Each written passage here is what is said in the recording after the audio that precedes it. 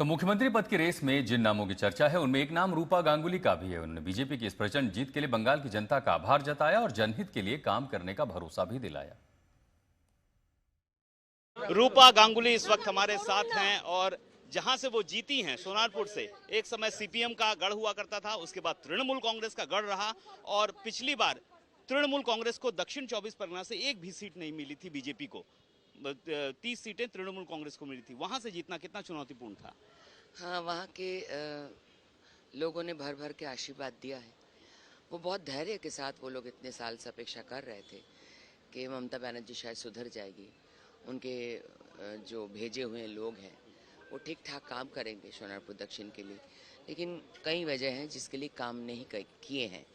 अब उनकी मर्जी है, उनका लक्ष्य कुछ और था, उनको बहुत बाकी सारी चीज़ों में ज़्यादा मन था काम के सिवा, तो अपना जेब भरना वो सब आदत की बात होती है, तो लोगों को दिख गया सब कुछ।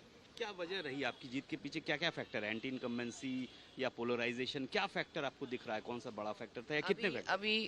अभी सबका मन भारतीय जनता पार्टी का सरकार चाहते, डबल इंजन सरकार चाहते, क्योंकि बहुत साल से झेल लिए लोग और बहुत साल से लोगों का यही कहना होता था कि हम वोट तो देते हैं, वोट जाता कहाँ है, वोट तो देते इतना, वोट जाता कहाँ है। अब ये जो छप्पा वोट मारने का जो तरीका हुआ करता था पश्चिम बंगाल में, ये कैरेक्टर अभी पश्चिम बंगाल में बंद हुआ।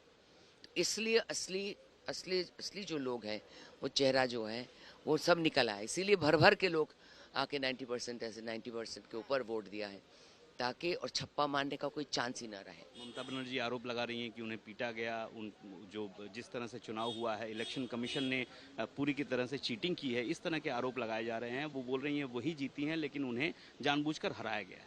महिला जैसे मैं भी कैंडिडेट हूँ, मुझे भी जब काउंटिंग के वहाँ जाना पड़ा था, तो जो लोग खड़े थे, जो लड़कियाँ, जो औरतें, जो हम लोग को चेक कर रहे थे पूरे, वो सारे महिला पुलिस थी कलकत्ता की।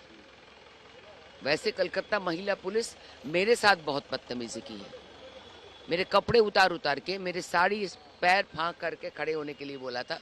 वो महिला पुलिस थी इस बार कलकत्ता की, हाँ कलकत्ता की महिला पुलिस थी जो मेरे साथ बदतमीजी की है। मतलब अब आप भी आरोप लगा रही हैं कि इस तरह से हुआ आपके? महिला पुलिस थी वो, कलकत्ता की पुलिस थी वो। महिला का शक्ल भी मैंने देख के रखा, वो कहीं से भी सीआरपीएफ के लोग नहीं थे, कभी कहीं से भी सीआरपीएफ के लोग नहीं थे। वो जो लड़कियां थी वहां पे जो चेक कर रही थी, वो पूरे कलकत्ता पुलिस की महिलाएं थी, कहीं से भी सीआरपीएफ के लोग नहीं थी। सीआरपीएफ के लोग तक बस आदमी लोग को फ्रिस्किंग कर रहे थे, देख रहे थे।